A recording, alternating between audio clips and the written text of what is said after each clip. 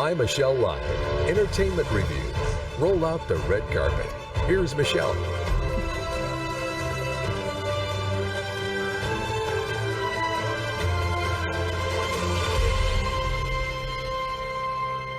I think it's a red carpet kind of a day. Funny thing, when you talk about entertainment or the characters that we see on TV and film, you realize that in the real world, all that glitters isn't always gold, so to speak. But once in a while, you hear a story that flippin' lights you up.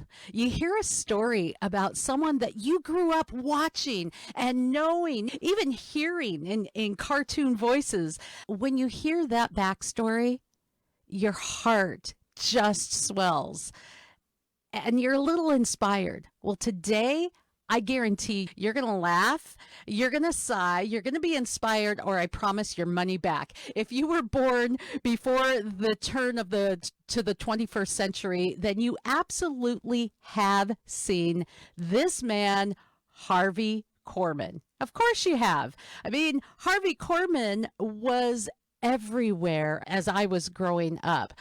Harvey left us in 2008, but for those really close to him, like his family and like his son, his memory lives on. And today you're going to hear a bit of the behind the scenes stories of one of America's funniest men like ever, but also something he loved so much more than the fame, the fortune, the lights, the camera.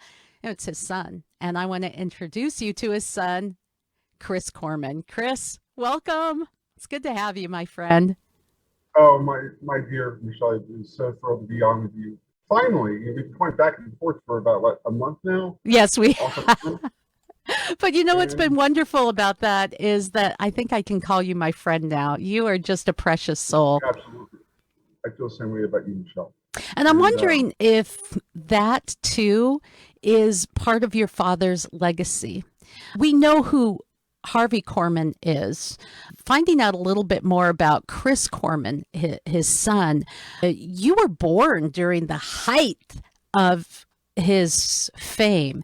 Harvey was in Blazing Saddles, Dracula, Dead and Loving It, just some really funny movies, but also the Carol Burnett's show forever, playing many, many characters. Also the spinoff Mama's Family. He's someone that we all really knew, but interestingly enough, he had a son. And Chris, even beyond just being his son, your dad invested in you in innovative ways. You were a little boy with a learning disability. I grew up with I was not supposed to live past 72 hours. I had a thing called Hyline, Hyline,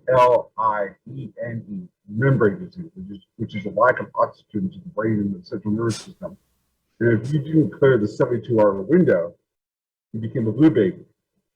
So I grew up with a learning disability and a speech impediment, which I've had reconstructive jaw surgery at 14. I had surgery on my eyes at the age of 2 at the Jewel Stein Medical Center at UCLA.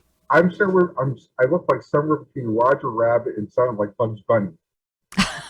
My. I fit really well in the show business world because I look like a cartoon character out of Warner Brothers. You were adorable. And even now, I look at you and I can see your dad in you. Thank you. I appreciate that. That's a compliment to me because he was a much better looking person than he actually gave himself credit for. He was a very good looking man. I don't know if he thought of himself as that way. I don't know if I do, but if my wife does, that's good enough for me. But I tell you, it's so funny that you mentioned about brought up the LD issue and who he was as an advocate. He really did push the idea without me knowing it, is because the clinical diagnosis of a learning disability is the delay or the challenge of retention of information. So he said, don't necessarily do theater because you want to be famous. Do it because it'll challenge and hone your ability to retain information. Because when you get a script for a play on a Monday, by Wednesday, the blocking has changed, maybe the script has changed. So you learn how to purge your brain of information given to you on Monday. By Wednesday, it's changed. By Friday, it's changed. They said, if anything, the LD is going to be challenged by theater is that you're going to be able to realize, A, you can retain more than you think you do because what you're doing is what you love. If you do what you love, retaining information should be easier. So also in the art of theater, it's very inclusive based. It's about teamwork. So you have to learn how to up your game as everybody else. And people are not going to care you have a learning disability. People are not going to care you have a speech impediment. They're not going to care who your father is. They're going to care that you can up your game down. It's his way of saying, I'm not going to let you use the LD as a crutch. Yeah. I'm not going to accept the LD as a crutch. That's beautiful because it's a balance between accepting you for who you are, for your strengths and even your weaknesses, but also not allowing that to be a crutch to keep you back. And it was a very innovative way of thinking back in the day. I want to take just a moment for our audience sake, just give a little reminder of who your dad was. Oh, hey, buddy, do me a favor, will you? I'm going to lie down for a few minutes. Will you let me know when I'm on next?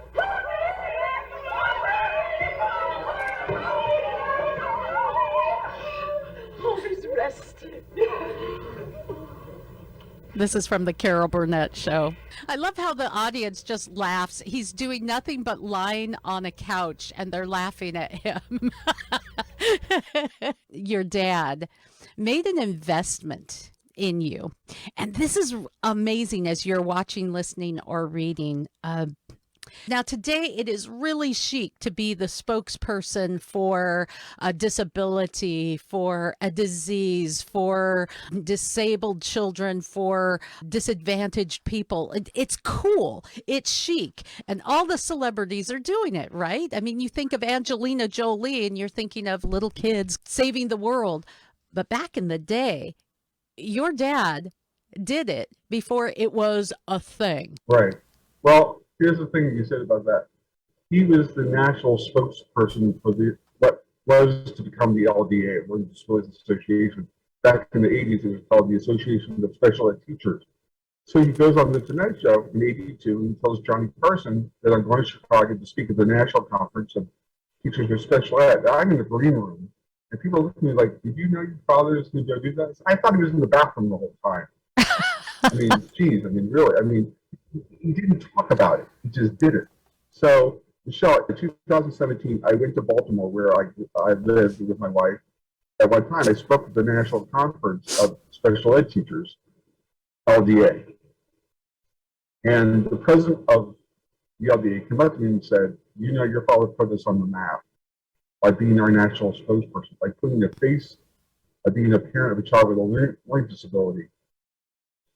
And all of these people came around me and said, oh my God, your father meant so much to it. He was our faith, he was our voice. I mean, the idea of somebody to be out there who's a public figure to say it's okay to have a child with a learning disability. And I was to go there and talk about how important it is to create a certain niche in this world that you can call your own. Because if you think about it, we are our own business card, our own branding company.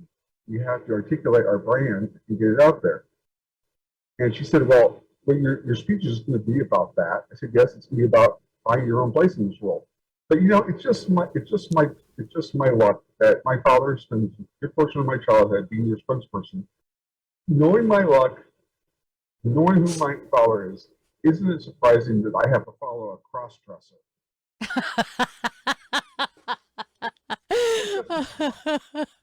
Yeah, if you don't know what my friend here is talking about, let's just play another quick little thing here that just is a little, maybe indicative of Chris's growing up and identifying with his dad.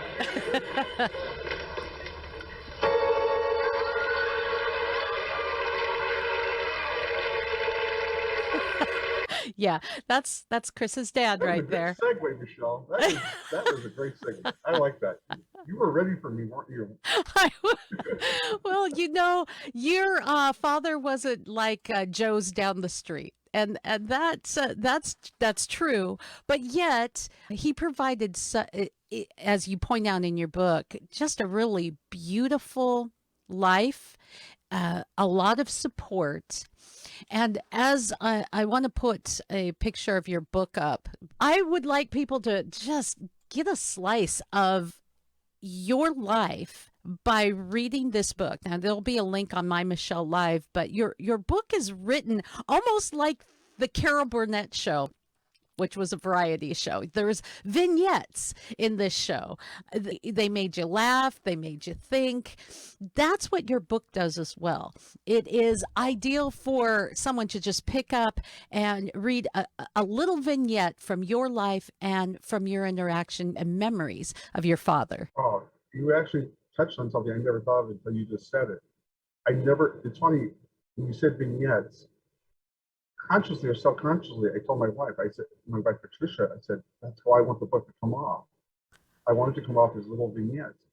But I didn't use the word vignette, and now that you said, you validated the idea. I didn't want it to be long. I didn't want it to be preachy. I didn't want to get on a soapbox. I didn't want to become maudlin about it, because that wasn't the point, because everybody does those books.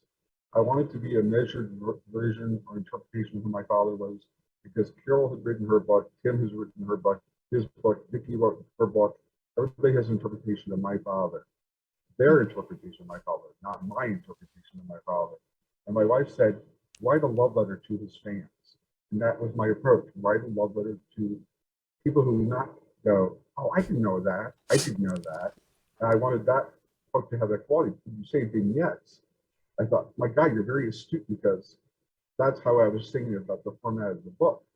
Was I wanted to be short stories, so people didn't get so consumed with, oh my God, I didn't want to come off as bragging either. I wanted to come off as somebody who was celebrating his father, and not saying, here, look at me, how great my life is because of my father is. It has its pros and its cons. And I wanted that to be interpreted, that I had my blessings and I've had much challenges. And no amount of wealth and fame can challenge that idea that we're all flawed. We all have shortcomings. It's what you do with them. There's something spectacular when you realize everybody has their challenges in life. Fame can be a challenge as well. Then coming home and having to be a real dad and dealing with a son that does have a real learning disability. Do you think that grounded your dad?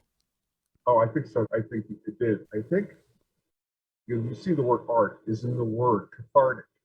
So in some strange way, my dad going to the sandbox that is the Burnett show, was that he got to purge all that angst, whatever anxieties or insecurities he did have as a father, he could put it to his performance and get it out of him. So when he could come home, my mother had his attention as a man and as a father, not as a performer.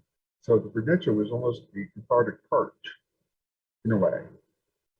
I could have done without the jewels and the dressing and the chicken outfit. Yeah, my dad, the chicken, I think is a segment in your book. I said, yeah, let's be fair. You would have made Freud a very wealthy man. The groceries alone.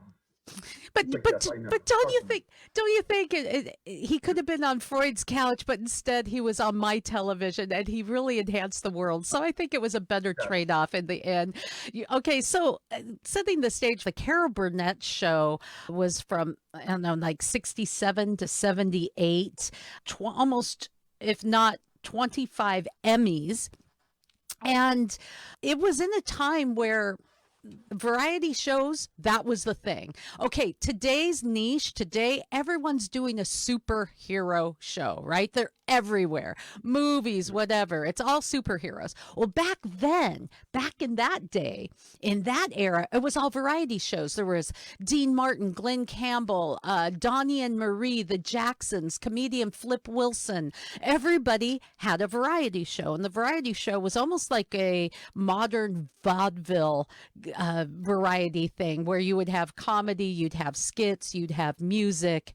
Everyone was doing it. However, the Carol Burnett show outlasted them all, and there was just something different about that show? What was it? Do you agree with me? There was, I mean, I agree aside totally with you. that your dad was on it, but there was something different about that show. CBS gave it a mid-season okay. They weren't. They didn't even. They told Carol and Joe Hamilton, her husband, at the time, you might get 13 weeks out of this, if that.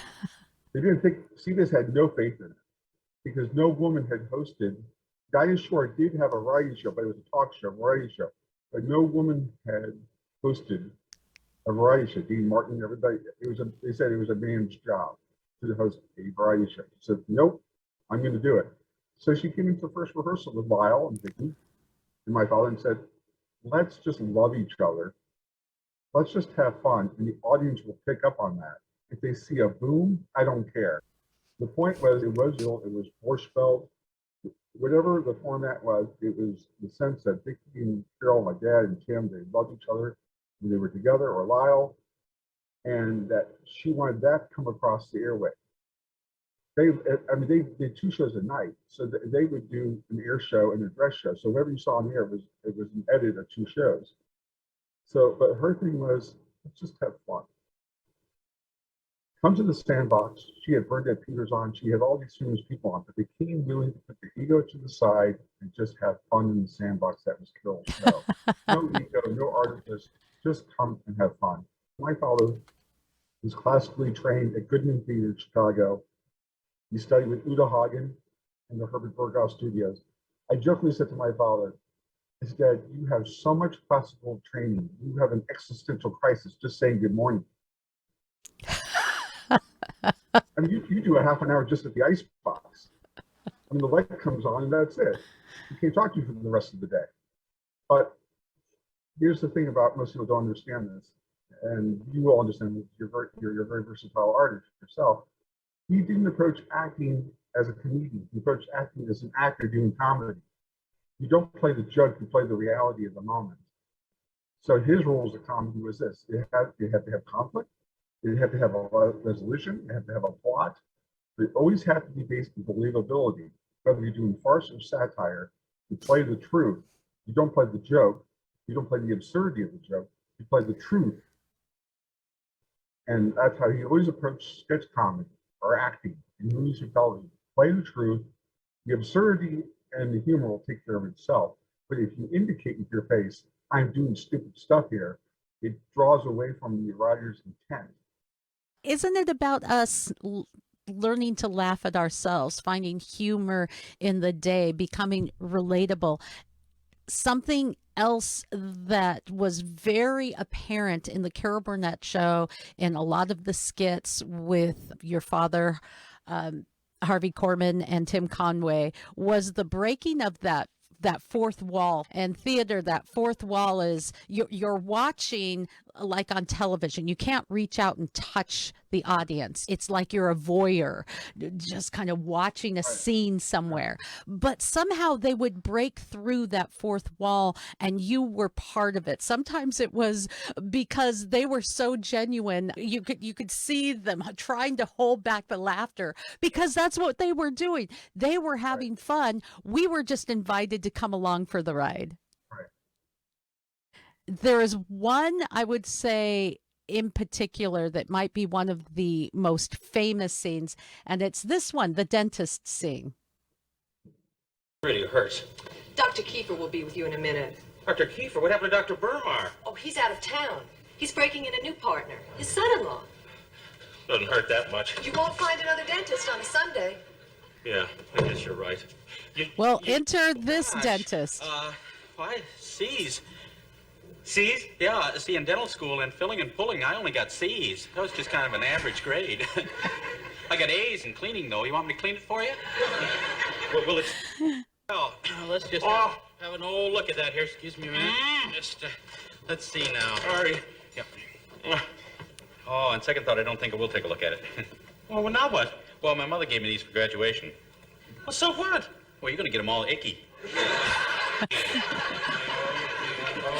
T-O-T-O-T-H, here we are. Pull your tooth out. Boy, this is going to hurt. doctor, if it's gonna hurt, please give me something to kill the pain. Yeah, okay, well, got some Novocaine right here. Just, hold on a minute, let's see how this works here.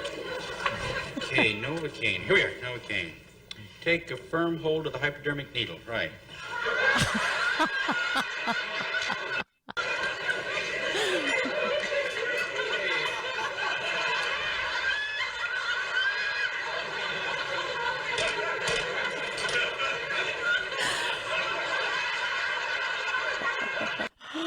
I don't know how many times I've seen that, but I laugh every single time. You just can't help but getting sucked into that. Oh, it's the first sketch they ever did. Tim wrote that. It was based on a true story. Which is funny in itself. All right. The dentist took the needle, put it in the Novocaine of this guy's mouth, and the needle went to the guy's cheek. Oh! And he paralyzed himself. So that's where Tim got the idea. Now, I will say this to you only because revealing the truth is always important. My dad was a very disciplined performer. He did not like breaking the fourth wall. So I will say this for his fans. I will say this for people who love breaking the fourth wall. That there was any intrinsic value in him breaking the fourth wall was that it did make him more accessible as a performer in public. If there's any redeeming quality in that he would agree with, because he was a disciplined performer, and he dreaded not to be considered one because he really believed in honoring the written word.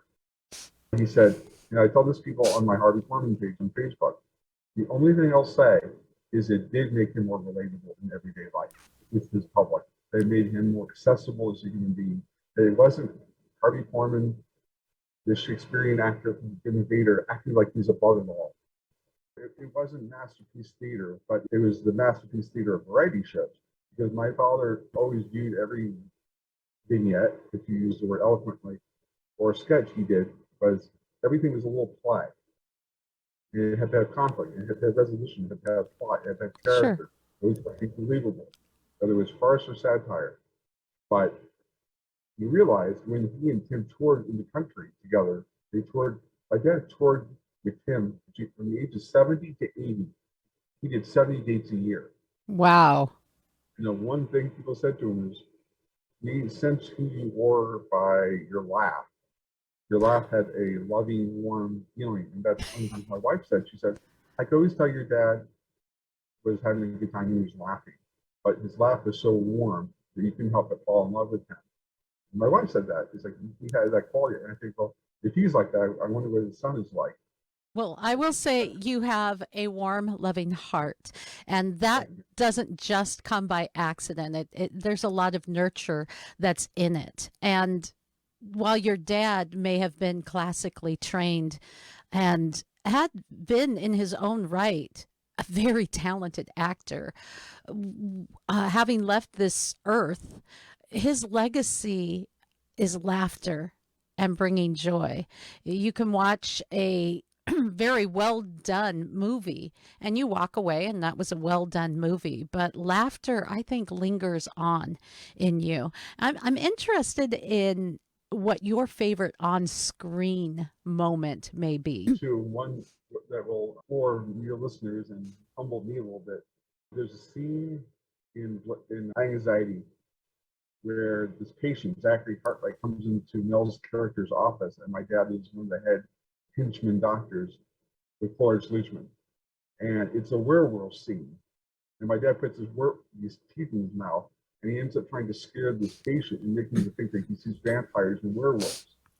And the whole scene is my father taking the teeth in and out and scaring this one person. But Mel can't see my dad's doing this. And it's such a well choreographed ballet between editing and performance. And Ron Clark has to see my dad when Mel's not looking at my dad. So it's just well choreographed. But my dad's putting these werewolf teeth in his mouth with these big eyes, and it goes back and forth. And because it's one of those scenes where, and I'm not grousing and I'm not putting anyone down, but I think my dad's best work, besides beating Carol and Tim, was with Mel Brooks, outside Blazing Saddles and High Anxiety. But the day it was 76 or 77, my mom dropped my sister Marie and I off at 20th Century Fox. And of all the scenes they could be doing, this had to be the one. If this one didn't put me to therapy for 30 years, I don't know what did. There's a bondage scene between Horace Lichman and my father, and my dad with whips and chains in the closet with Horace Lichman. And that's the day my mom decides to drop us off at the studio. And I'm thinking, my mom doesn't need to see this. I definitely don't want to see this. But it was the entail of the scene. So my dad comes out of the closet and he's got his pajamas on. He's got these ropes and chains on his bottom of his leg, and the prop guy's taking it off. I thought we just finished the bondage scene. And my mother's like, thank God I missed that. I don't need to deal with that. And I'm thinking, I'm 10. I'm like, I definitely don't want to see my dad with chains. And I'm trying not to look. I don't really want to see my father, like that. And my mother's like, all the days I have to take you to the set, I have to see my husband in chains. And I'm like, really? So my mom said, from now on, I'm sending you in the cab. I'm not doing this anymore. It was just that. But I have to say, there's a scene in there's a 90-minute teleplay called Eunice. It was considered the pilot for Mama's Family. My dad directed it in 1982, I think. And there's a scene where he is hitting on Carol Burnett as Eunice, and my dad's playing Ed. And this is 1955. And he says to Eunice, why don't you come over to my place? I have a new photograph needle. And I said to Dad, who in their right mind would try to make a photograph needle sound sexy? I said, that should tell you just how pathetic Ed is. But Ed thinks he can entice a woman to his room with a photograph needle. I said, how would you know to give that emphasis to that word? I said, what do you mean? It's like, I counted off. That laugh lasted 6.5 seconds. He said, you counted it? You don't have anything better to do with your time? I mean, how about homework? I said, no.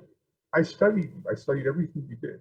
Your laughs always seem to last 6.5 seconds because you subtextualize everything you say has an underlying meaning behind it. So you make a face, wouldn't come over to my place with a new photograph, and you hug Carol, and you hold that laugh for 6.5 seconds, and then you knew when to talk again. So you didn't talk over a laugh. And I learned this by being around my father. The number one thing that kills a laugh is an actor on adrenaline, because the laughter is what inspires you, but the adrenaline of the laugh wants you or propels you to want to start talking. But if you talk over the laugh, you can't set up the next joke, the next setup. Comedy is rhythm. Anyway, so he used to tell him and other people who performed, why are you talking on a laugh? The difference between a laugh for a writer is the difference between him eating at McDonald's or eating at Spago's. You are the extension of the written word. You're the performer who's executing the written word. If you give something subtext that's not there and you give it subtext, you elevated the writer to a different level. So he always approached everything as understand what the underlying text of what you're saying to give it meaning. Because I don't know anybody in the right mind can make it sound like having a photograph needle is a sexy thing. You just need to know how to do that. And I used that in the book. I said every laugh my father ever got, it seemed to last 6.5 seconds. And I told him that. And he said, I never thought of it like that. And here you are following your father, calculating his laughter, his restraint, his timing. Who better to write a book? Because you're not only his son and the object of his legacy. And we see a lot of the good things that we saw on stage but didn't get to see in the offstage Harvey Corman in you. But you're also, you might even say you're his biggest fan. I am. And I said this to many people, and I'll say this to you. Even if he was not my father, he still would have been my favorite performer. How many people can say that about their own father? Because my father never left the performance in his dressing room. A lot of performers can't say that. You never, so that way you don't have any regrets. You gave it your all. You can't say, I should have done this, I should have done this. Now, actors will tell you they are their own worst critic. Actors will not go see their own dailies in a movie. They will not go see that day's filming because they don't want to undermine their own process by saying, I should have done that, I should have done this, I should have done that. I've always said sometimes dailies or seeing what you did that day before might make it better. I don't know, but he never wanted to feel self-conscious because he was already a self-conscious person about his material. He never thought what he did was very good. He was always amazed when Burt Lancaster came up to him and me during breakfast in Hawaii and said, Hardy, can I sit down with you and have breakfast with you? And my dad couldn't believe Burt Lancaster knew who he was. His idol, Laurence Olivier, came to the Burnett show and came backstage and said, Hardy, I love you. This is Laurence Olivier. This is my father's idol. Now, mind you, that they didn't know, CBS did not know Laurence Olivier was even in the audience, let alone in the building that day. So he sat down in the audience, and everybody couldn't believe Laurence Olivier was there. And they told my dad, I'm surprised my father didn't have a coronary before the show, because that was his idol. And for Laurence Olivier to say to my father, you're one of my favorites, just floored my father, because my father always said, the Burt Lancasters and Laurence Olivier's. They're the gods. I'm this little Fisher Gene from Chicago on this variety show. Who would know who I am? He's an integral part of a lot of America's, even growing up. In our final minutes together, I wanted to take it back to our childhood. You had reminded me in one of our correspondence about one of our mutually favorite cartoon characters voiced by your dad on the Flintstones. I don't get it. What's the big joke? You ought to know, Barney. You're looking right at him. Hiya, Mr. Gazoo. Hey, Barney, let Mr. Gazoo have a laugh, too. Tell him about the bus service to the moon. Maybe he'll want to make a reservation. Flintstone, when you laugh, you show not only your tonsils, but your ignorance. Everything Barney said is true.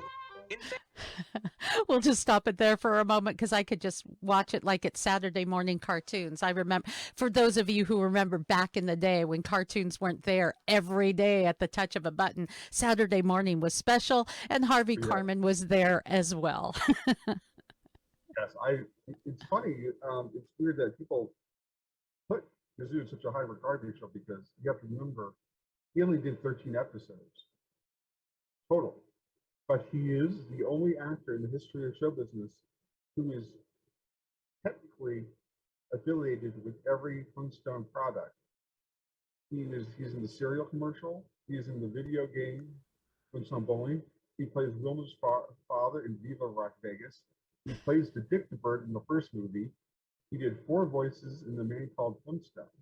But he's the only actor in the annals of the business to be connected to the Flintstone brand in the history of show business, which is odd to him because he'd walk down the street and I'd be with him and someone would yell out, "Hello, dum-dums," or "Hello, heavyweight," and he'd be astounded that culture-wise, it astounds him that he cross-references TV, movies, and animation. So when people referenced him as Gazoo, it blew his mind that people's children's would come up and say, "Oh, you're Gazoo." So I said, you know, my title should have been for the book, you would write a book too if your father was Gazoo and a cross-dressing Jew from Chicago. But the publisher said that title's too long. But I think it would have worked. yeah, even if my father was not my father, he would have been my comedy hero, but he was my life hero. He really was, because he did, and my mom did too. My mom and my father both. The unconditional love that it gave me was the foundation for who I became. And my wife and my son just validate that idea that if you put yourself out there and you give your heart and soul genuinely to somebody else, you'll be reciprocated those same values. And I've been married to my wife for 19 years, and I married my best friend. And because she validates everything about me that is good. So I say this to people, for all the struggles I've had, with speech impairment, with learning disability, not surviving birth, I now realize that it's all been worth it because my wife validated it's worth getting your act together. It's worth believing in yourself enough to believe that you are worthy of love and to reciprocate that kind of love because it doesn't come easily. It's a powerful lesson that was infused to you from your family. And I wanted to share briefly what lessons I brought out of your book. OMG, it's Harvey Corman's son. Again, it's a great read, and it is. It's written in vignettes, and it's beautifully written, funny stories, moving stories. What I walked away with, though, is we live in a different era than when your father was on television and movies and on my Saturday morning cartoons. We've become kind of a vapid place. We've become anxious. We're selfish in many ways. Not to say there's not good in the world, Chris, but we're so divided and angry. And we're dealing with a whole new set of challenges. But just to get all Sunday school on us, the Bible says there's nothing new under the sun. And back in the day, your dad had to deal with the vapidness of Hollywood, the draw of fame, and yet his most important role, from what I read in your book, is the role of dad and investing in you. And the stories that you share remind us that life is worth laughing at, people are worth loving, and there is something good in the world. Well, I'm glad my book shares that with everybody. I'm glad you interpret it that way because I want it to be a feel-good book. I want it to be inspirational and funny because that's what he brought me. And there are times, and beyond the fame, many of my bonding moments, Michelle, was with my father, just as we were playing miniature golf or sitting at a baseball game. It was that time with It's him. those little things. It's a little thing. And I mean, he'd say, well, you want to go on a cruise, or do you want, I can send you want to go to camp, or whatever you want to do. I said, no. I said, you send everybody else. I have 4 sisters. I said, you can send them all on trips or whatever. Not getting maudlin or at least overly sentimental about this, Michelle, but I said, Dad, just playing miniature golfing with you, just spending time at a ball game with you is more valuable to me than what am I going to do on a cruise other than push people over the side by There you annoying go. them too much. Do you see, men? What am I- Dads matter. Do you see that? Dads really, really, really matter. Chris, one final question, maybe from your book, maybe a story that didn't make your book that you thought of afterwards, but what is something, just a moment that you find just so amazing with your dad, just that one moment that you keep going back and thinking about in your memories of your dad? Well, there's a video that was produced in '83 by the Disney Channel. It's called Through the Mind's Eye, and it explains how the brain works with people with disabilities. And he had a crew come over to his house, and I'm in golf fog, so I'm ready to go play tennis or go swimming.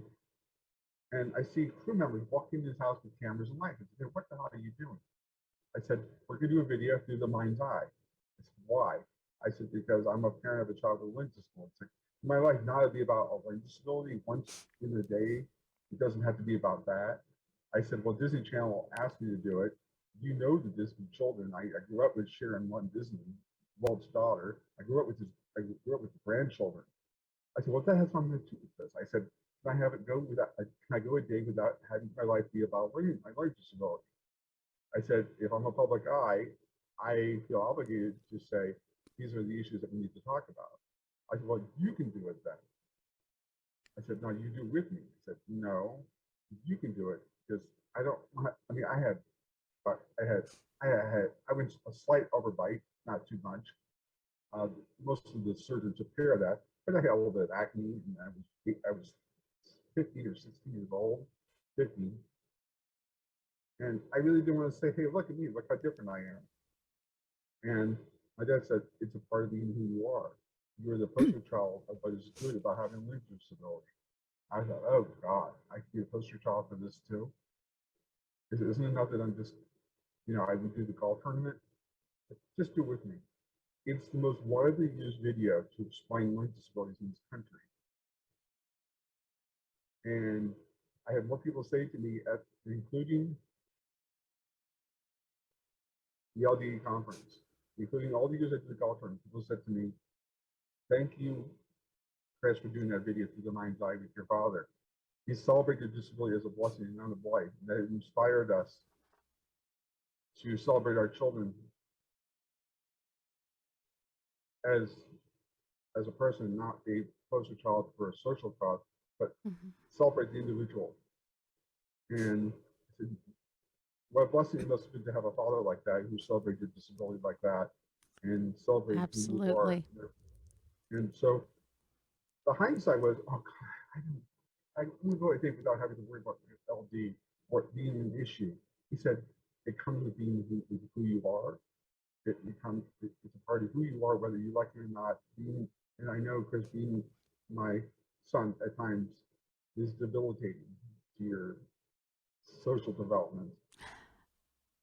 But it comes with it. It's the pro and con being who you are and being my son. Gosh, that's amazing. But take the pluses, focus on the pluses and not the minuses of it. I said, okay, so I can say this honestly, the people I've got to know in my life would not have happened had my father not been who he was. So the blessings of my life in knowing you comes from the world that I have been exposed to. So for me to browse and say, oh God, there are times, Michelle, it is a burden to be a son, but only because of what the expectation is, promoting the book and all the things I have to do that go with being who his son is.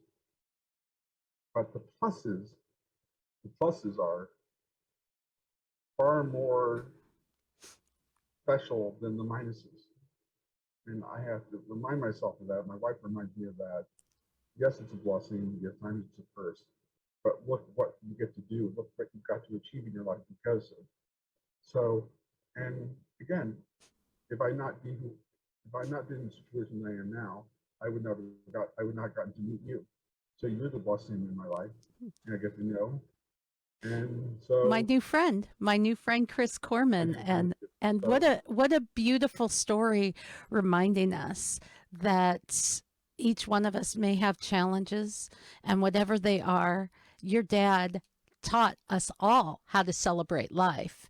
And he taught you how to celebrate being you, the good, the challenges, the entire package. So your dad's still teaching us lessons today. He's still making us laugh through your book and through those movies that we go and Google and pull up. And I'd encourage you to do that. I'd also encourage you to pick up OMG. There you go. It's on the screen. It's Harvey Corman's son, and it has been Harvey Corman's son who has been with us today. A delight to actually see you face to face and to celebrate my new friend, Chris Corman. Thanks for joining us today. You're welcome, Michelle, anytime. And I encourage you, as you're watching, listening, or viewing, go to MyMichelleLive.com. You can click on OMG and pick up the book yourself. I think you'll really, really enjoy it, just like I did. Thanks, Chris. You're welcome, Michelle. My Michelle Live Entertainment Review. Now, if you've ever gotten plugged into the movies with plugged in movie reviews, well, then you know Adam Holtz. He is the master of optical motion capture assessment for moral and spiritual applications. That's right. Oh, right? Whoa. Boom. I mean, I can't fit that on my card, but I don't have a card, so it doesn't matter. Stick it on your resume. Stick it on your resume because, man, it plays. That baby plays. It is Adam Holtz. I'm pretty cool. Plugging you into the movies, this is Adam Holtz. Master of optical motion capture assessment for moral and spiritual application. He's our plugged in movie reviewer. Take that, Andy Serkis, and your monkey suit. I mean, whatever. I got it. I'm pretty excited about this week because there are a lot of things to talk about through 2020, here and there through 2021. It's not only been slim pickings, which I don't always mind. It gives us a chance to kind of revisit things that maybe we never saw before. But boy, when you get to see something brand new, it does get kind of exciting. So the big one that everyone's talking about is the first Muppet movie in quite some time. Yes, we're talking about Muppets Haunted Mansion. I don't get to do that enough, so thank you for indulging me on that. True story. So we all know Gonzo is the Muppet with a big nose and big eyes and a big heart, but also a lot of insecurity. And one of his sort of stage personas is as the Great Gonzo. And as the Great Gonzo, he is full of bravado, and he does things like jumping out of airplanes and trying to prove his, well, I guess his Muppet masculinity, for lack of a better description. And so he hears about this challenge to spend a night in the world's most haunted mansion with 999 spooky specters. And he's like, boom, I'm in it. I'm on it. It's all good. Would you like to see a little bit of the trailer?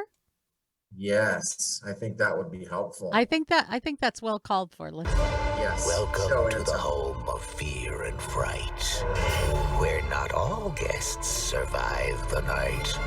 The lucky souls will live to tell, and those who don't will rot in. What's the matter with you? You can't say that. This is a family show. What are you doing? Welcome, foolish Muppets, to tonight's very special Halloween challenge. We just have to survive the night in this haunted mansion. Everything here will seem familiar, but your eyes may deceive you. Whoa. I'm mysterious. Well, we're just going to stop there because you get the idea. It's another Muppet movie.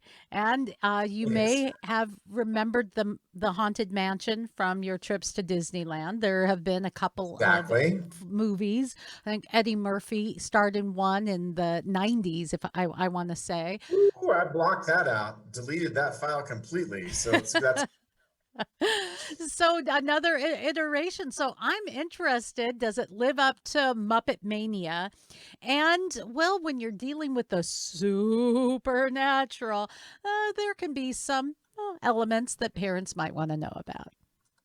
That's exactly right. And I think if you're a Muppet fan, you're going to enjoy this movie. And it's more silly than spooky. Obviously, the trailer sets it up with a little bit of faux horror movie suspense. But Gonzo and Pepe the Prawn, of course, wander into this spook-filled home and hijinks ensue. And it's basically, Muppets with sheets over them, for lack of a better description.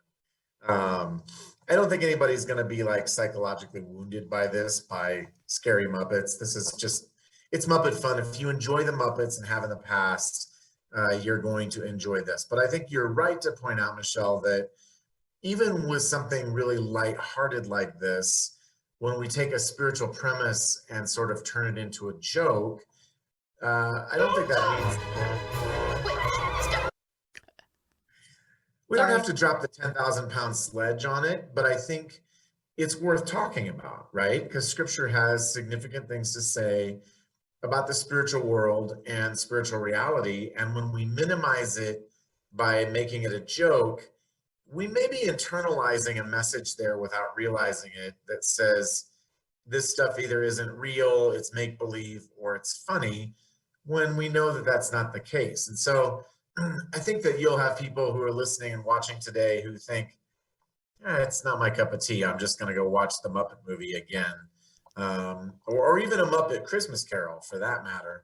Well, then the Muppet Christmas Carol has ghosts. Right, no, we got ghosts there too, right? So,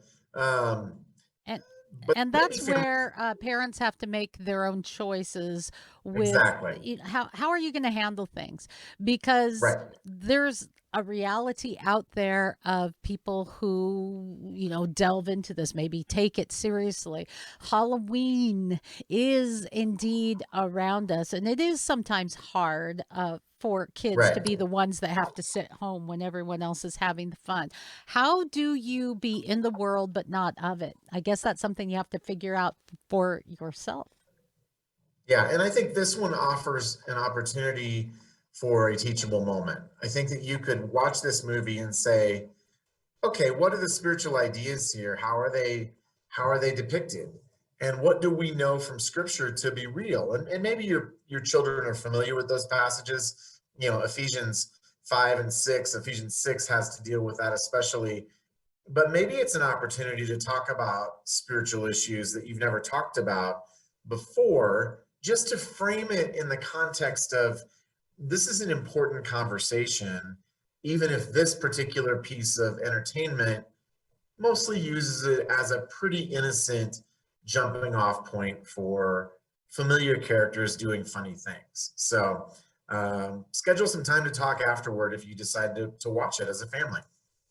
All right. Well, that's something to think about as a parent Yes. as we enter Yep. into this season. There are some movies that we bring up probably every year. One of my favorites is an older one, Something Wicked This Way Comes. I just find the moral content there fabulous. There are some very scary elements, though not over the top, and it is a film. Yeah, I didn't research it today to give you the exact dates it was out, who stars in it. I just remember every year Something Wicked This Way Comes. That is one that we always turn to. Well, I think as we try to help our kids navigate this territory as well, at the most basic level, I think that we can tell our kids, hey, if you're watching something and you feel uncomfortable, it's okay to pause it or turn it off. There you go.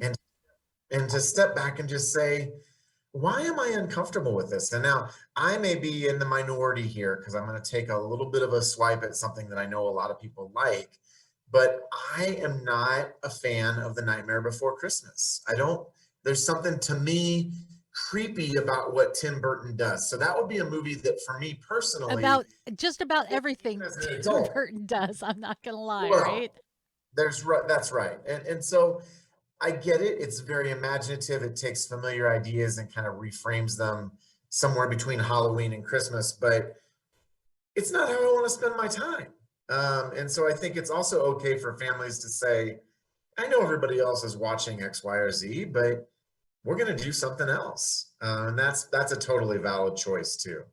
There it is. You are parents for a reason. You were giving your kids for a reason. You're going to make the wrong decision. Probably lots. But you know what? All things work together for good to them that love the Lord and are called according to his purpose. Even those mistakes that you make, even when you try to do the right thing and it turns out, maybe I should have done it that way. God can use that in your kid's life. And when you do make those big mistakes, let your kids know, hey, you know what? I was probably wrong on this. I'm just trying to do the best I can. Little twerp, you didn't come with an instruction manual, so I'm doing what I can here. Again, I did briefly look up Something Wicked This Way Comes. It was from 1983. You can find it free all over the internet, and it is really a good movie. I think it has a really good message to it. So Muppet movie, maybe. Something Wicked This Way Comes. I'm sure you can find a review at pluggedin.com because they pull out all the old ones as well. So that is a resource for you. Speaking of, I think you mentioned scripture, so I was going to make this little segue into a film whose maybe only spiritual content is the title card at the beginning with John 8:32, and the truth shall make you free. That it's called The Guilty. Okay. Say more about it because I am The not guilty, the yeah, the same guilty with is you. basically police that got demoted. He's not happy about it. He's stuck taking 911 calls, and he doles out his own sense of justice, where if someone doesn't seem to be deserving of getting 911 assistance, a drug dealer or drug deal gone bad, then maybe he's a little slower to give that kind of help. I think it's an interesting conversation in an age where we're deciding, well, should someone who goes to the hospital who's unvaccinated get that transplant they needed, or should we just punish them with a death sentence instead? Right? It's one of those interesting dilemmas, and he ends up helping a woman who was kidnapped. He kind of goes at it on his own, playing cop again. So it's one of those films that Jake Gyllenhaal stars in it, and it is out was out as of October 1st. Well, and I'm supposed to be the expert here, but I confess I've had some vacation time and I missed that one. So What, you're not sitting there watching movies on your I will vacation? just issue my mea culpa and say that you caught me just a tiny bit flat-footed on that one. But these things happen. So Not a problem, because you can imagine there's some violence. There's it's like a police show that's gone to a movie. You're not going to get any big surprises or any life-changing moments. It's a film, but it is a new film. So there you go. And if you want more, it is on the homepage of pluggedin.com. I bet you know something about going to camp, though. I do. There is a new movie out. And I should qualify that. It's actually an old movie. It was out 2 years ago, and it is called Camp Manna. And if you're saying to yourself, that sounds like a vaguely spiritual kind of camp. Ding, ding, ding, ding, ding. You get the star. It is vaguely spiritual.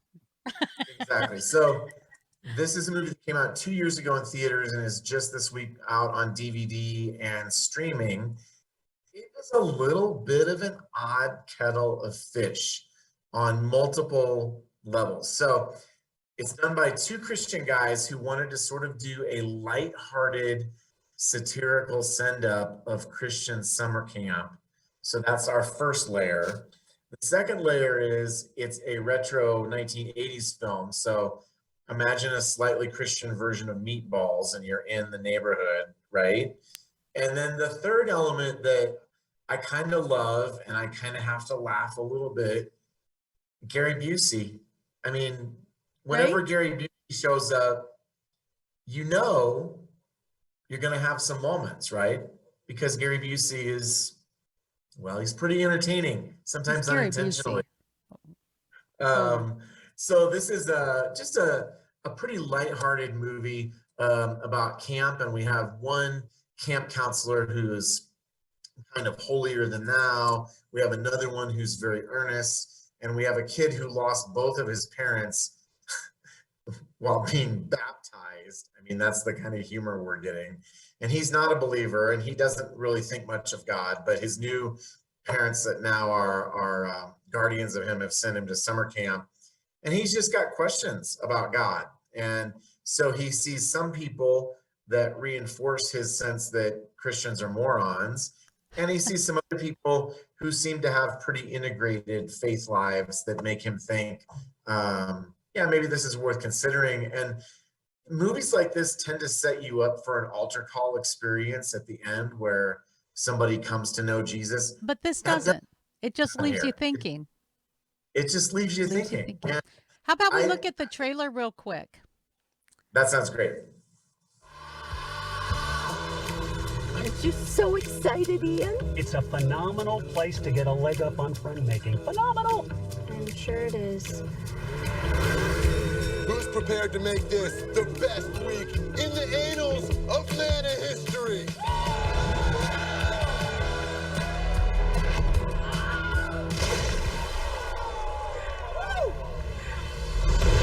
They forced me to come here, which is a huge mistake. This is a man's camp, and you're a little boy. Welcome, Ian. Welcome to God's land. This is not a camp for fighting. This is a camp to learn how to be a better yourself. Watch out for your testicles! Whoa! How you guys doing? Found it. Found it. Time for devotions. Those genealogies. Let the God games begin! Let the God games begin, and that's kind of one of the central features there. Interesting. This movie is maybe fun for preteens, teens, maybe families too. Of course, there's potty humor. You heard it in the trailer, so they let you know about what you're going to be experiencing. It pokes fun at some of the stereotypes of Christianity, which I think is just fine. We get pretty comfortable in this is the way Christianity is, and this is the way it should be. And in that, we don't allow ourselves sometimes to poke fun at our own. Not our faith. There's nothing to poke fun there. God is God and he rocks, right? But boy, his people can be a little bit weird and messed up at times. I'm not going to lie. But yet, right? You're watching this, aren't you? Noted. But yet in the midst of it, God can do something. Even with these broken, crazy, imperfect vessels, he can use them. Well, and I think that this is an example, and it may not be the best example, but it's an example of satire. And I think that for satire to work, it has to be an inside job. It's really hard to satirize something that you haven't experienced personally. Like the movie Saved with Macaulay Culkin is an attempt to satirize evangelical culture, but it's doing it with such an edge that it just left me angry. Whereas this one, you might think, okay, sometimes these jokes and the stereotypes maybe go a little bit further than I would go, but it's done with a way that ultimately that a good satirist still has an affection and an understanding for the thing that he or she is trying to poke fun at, because they're poking fun to try to get us to look at it and ask questions about it. And I don't want to over philosophize this movie because it's not that kind of movie. It's not going to be up for any awards. And after our conversation today, I will probably never think of it again. However, it is trying to do something that I'm not sure we see a lot in Christian filmmaking, which is an attempt at satire. And so I'll give it props for kind of taking a swing at things from a different direction and gently kind of playing with some of those stereotypes that those of us who went to Christian summer camp are going to be like, yep, that feels a little bit familiar.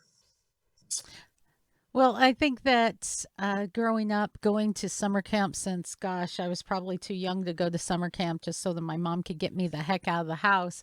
I may have seen each one of those counselors. I've had some not so great experiences, some humbling experiences, some embarrassing experiences, some this part of it sucks, but I am going to tell you that there is nothing better that I ever experienced in my life as a young child than going to camp and having that time away from the world where I could center in on God. I grew, I flourished. I had encounters with my Savior that I will never forget, and I have friends that I still love.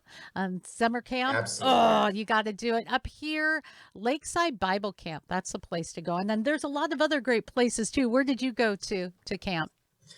You know, ours, I'm going to try to, why am I blanking on the name of it? Because I asked you. No, you did. It's my fault. My bad. Oops. Now, next question. I mean, camp. Next question, please. Next question. Justin Bieber has a movie, Our World. What's that all about? Yeah.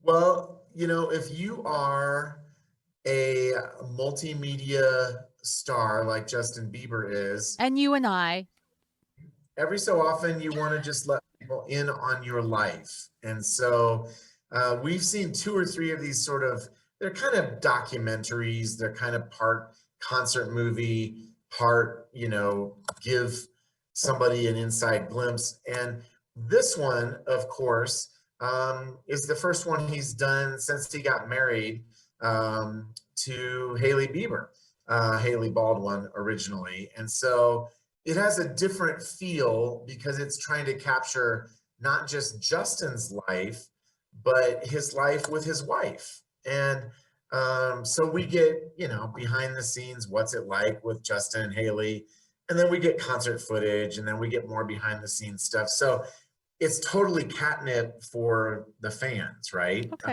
which I'm not necessarily a Justin Bieber fan, so I'm sure if you are, or if your kids are, that might be a movie you want to jump into. You can get the review at pluggedin.com. If there's any content you want to know about, worry about, there it is. Well, and the nice thing about this one is Justin has had some pretty significant things to say about marriage and about faith in the last couple of years. And so I think it's nice to get a portrait of somebody not just as a superstar, but as a young husband and as somebody who's asking questions and thinking about things through a faith lens. And you're not necessarily going to agree with everything he thinks and says, but I like this. I think on balance, there was some really nice stuff here. I like that. Okay. That's always good when there's nice stuff out there. Oh, what's on the horizon, Adam? Well, let me tell you, next week we have Dune. Are you a Dune fan? Have you read Dune? I read Dune a long time ago. The movie was dry as toast, unbuttered toast, the last movie, and hard to follow. But this one is like a who's who of coolness in the actors world. And just from the trailer, I'm mesmerized. So I'm looking forward to this one. So we'll have Dune next week. Teaser. I saw it last night. What? Okay, I know there's oftentimes embargoes that you can't talk ahead of time. So I get it. And this is something you actually have to sign when we go and view a movie. Embargo on this, sometimes they're so militaristic too.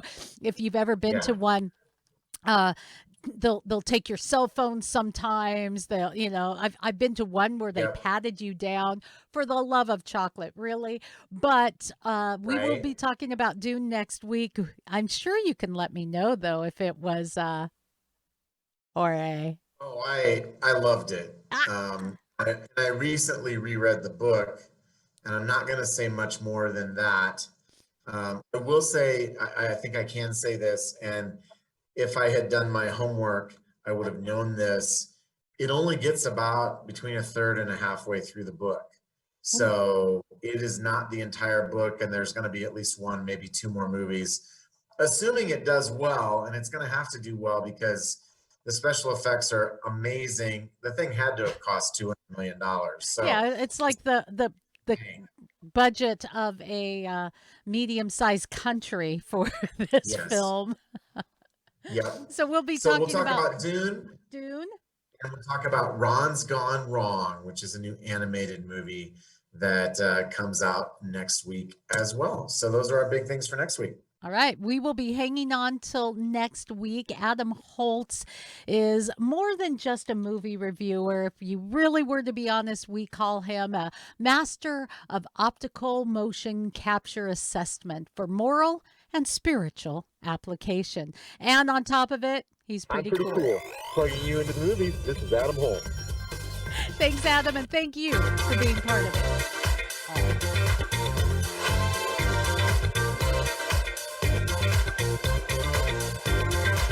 More entertainment at MyMichelleLive.com.